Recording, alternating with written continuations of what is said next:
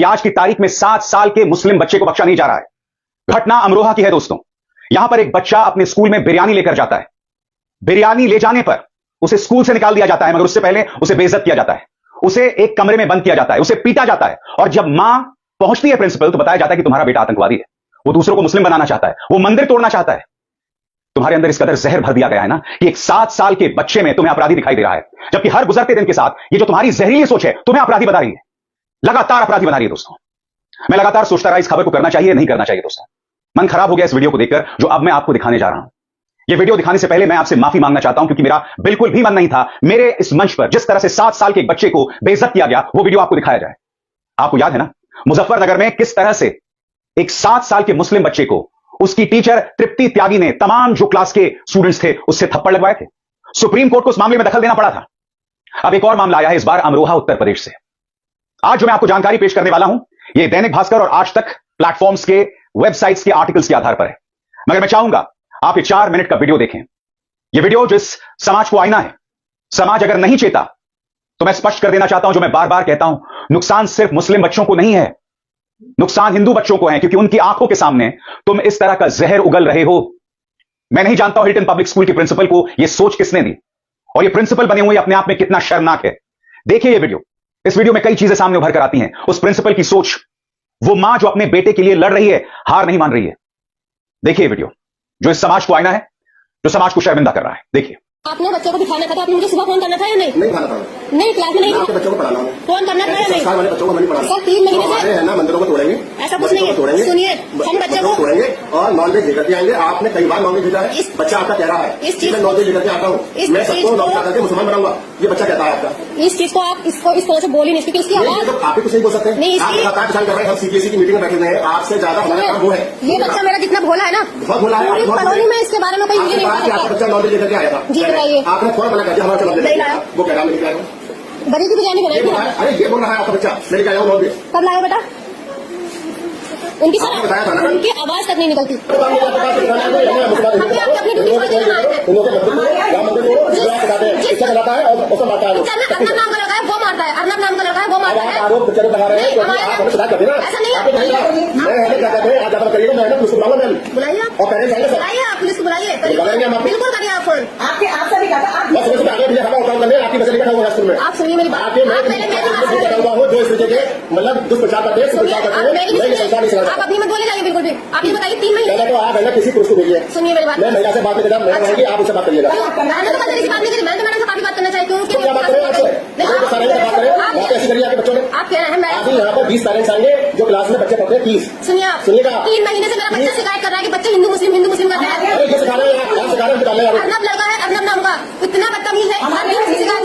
ठीक है, आप ऐसा करिएगा, आप भाग जाइए, बच्चों की फीस लीजिएगा। हम बच्चों को पढ़ाएंगे नहीं।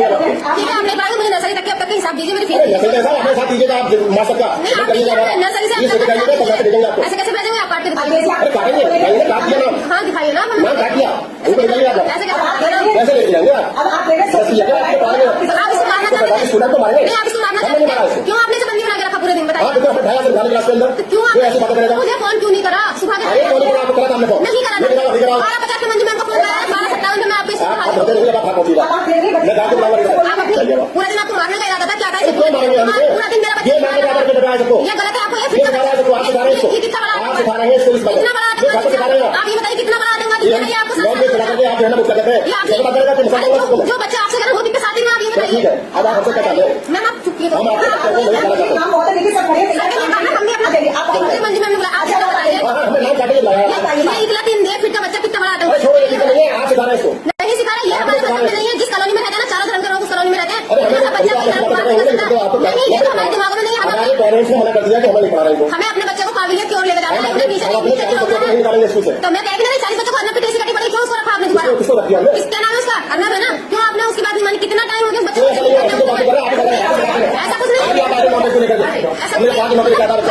मैं फिर आपसे पूछना चाहता हूं दोस्तों, 7 साल का बच्चा आतंकवादी, 7 साल का बच्चा लोगों का धर्म बदलवा रहा है, 7 साल का बच्चा मंदिर तोड़ रहा है। यह जहर दरअसल उस प्रिंसिपल के दिमाग में था और वही उल्टी वो उस मां के सामने कर रहा था। वो प्रिंसिपल नहीं सुधरने वाला है। कल को उस बच्चे को इंसाफ भी मिल जाए, क्योंकि याद कीजिएगा मुजफ्फरनगर में जिस मुस्लिम बच्चे को तमाचे मारे गए थे उसे आखिरकार अपना स्कूल बदलना पड़ा था। इस बच्चे को भी अपना स्कूल बदलना पड़ेगा, मगर ये सोच नहीं बदलने वाली है, क्योंकि 10 साल से जो लोगों की नसों में जहर भरा गया ना, जब लोगों को यह समझाया गया है कि भैया हिंदू खतरे में है, मुसलमान से खतरे में है, मैं फिर आपसे पूछना चाहता हूं दोस्तों, हम हिंदुओं की तादाद 80% है। क्या हमें अपनी तादाद पर भी भरोसा नहीं है? क्या हमें अपनी शिक्षा, अपनी बुद्धिमत्ता पर भी भरोसा नहीं है? 2014 से पहले कोई हिंदू खतरे में नहीं था। हम ये कहीं नहीं सुनते थे हिंदू खतरे में है। मगर 2014 के बाद, हिंदू हृदय सम्राट के प्रधानमंत्री बनने के बाद और उत्तर प्रदेश में दूसरी बार मुख्यमंत्री आदित्यनाथ मुख्यमंत्री बने हैं, तब आपको हिंदू खतरे में दिखाई देता है। तब यह प्रिंसिपल इस कदर जहर उगलता है। तमाम एजेंसीज दोस्तों इसको लेकर क्या खबरें कर रही हैं आपके स्क्रीन पर। अमरोहा में एक स्कूल प्रिंसिपल ने कक्षा 3 में पढ़ने वाले छात्र को स्टोर रूम में बंद कर दिया, उसका स्कूल से नाम भी काट दिया। बच्चे का कसूर सिर्फ इतना था कि वो अपने टिफिन में बिरयानी लेकर आया था। छात्र की मां प्रिंसिपल अवनीश कुमार शर्मा से स्कूल पहुंची मिलने। बच्चे का नाम कटने का कारण पूछा तो प्रिंसिपल भड़क गए। दोनों के बीच जमकर तू मैंने हुई। प्रिंसिपल ने बच्चे की मां से कहा, आपका बेटा आतंकवादी है, स्कूल के मंदिर को तोड़ता है, क्लास के बच्चों से कहता है कि उन्हें मुसलमान बना देगा। मामले की जांच के लिए बीएसए ने 3 सदस्यीय समिति बनाई है। मुस्लिम कमिटी पीड़ित परिवार के पक्ष में आ गया है। केंद्रीय शिक्षा मंत्री को लेटर या खत भी भेजा गया है। दोस्तों यह वो लेटर है जो मुस्लिम समिति ने भेजा है और इसी के आधार पर अब 3 सदस्यीय समिति बनाई गई है। कल को अगर प्रिंसिपल पर कोई कार्रवाई हो भी जाए, मगर मैं आपसे सवाल पूछना चाहता हूं, जिस बेइज्जती का सामना 7 साल के उस बच्चे ने किया, उसे एक कमरे में बंद कर दिया गया। आपको अंदाजा है कि जिंदगी भर के लिए उस बच्चे के मन में खौफ, वो सिहरन बैठ गई है। कैसे में यह बच्चा सामान्य नागरिक बन पाएगा? आपको सवाल खुद से पूछना पड़ेगा दोस्तों, क्योंकि मुजफ्फरनगर में जो हुआ था, मैं नहीं भूला हूं, जब एक मुस्लिम बच्चे को खड़े होकर थप्पड़ मारे गए थे, उसमें सुप्रीम कोर्ट ने भी दखल दिया था। मगर क्या हुआ? फिर वैसे ही घटना उभर कर आती है अमरोहा उत्तर प्रदेश में, जहां सिर्फ बिरयानी लाने पर एक 7 साल के बच्चे, 17 साल नहीं दोस्तों, 7 साल का बच्चा, उसके साथ ऐसा हुआ है। आपको खुद से सवाल पूछना पड़ेगा कि आप और हम बतौर नागरिक क्या बनते जा रहे हैं। महाराष्ट्र के धुले एक्सप्रेस में एक बुजुर्ग मुसलमान को बेरहमी से पीटा जाता है। यह बुजुर्ग मुसलमान अपनी बेटी से मिलने जा रहा था। वो जो मांस लेकर जा रहा था, उसे खाने की इजाजत महाराष्ट्र में है, मगर बावजूद से उसको बेइज्जत किया गया, उसे मारा गया, उसे पीटा गया। मैं आपसे समझना चाहता हूं, इनमें से एक व्यक्ति जो उन्हें मार रहा था, वो व्यक्ति बाद में पुलिस ज्वाइन करने वाला था। अब सोचिए दोस्तों, ये लोग जो पुलिस ज्वाइन करेंगे, जब वो नौकरी में होंगे, तब क्या आप उनसे इंसाफ की उम्मीद कर सकते हैं? बिल्कुल नहीं कर सकते हैं। बुलडोजर को लेकर हाल ही में सुप्रीम कोर्ट सख्त हुआ था। उन्होंने कहा था कि भाई कोई भी व्यक्ति अगर आरोपी है तो उसके घर पर बुलडोजर नहीं चल सकता है। अगर एक बेटे ने गुनाह किया है तो उसकी सजा उसके परिवार, उसके पिता को नहीं मिल सकती है।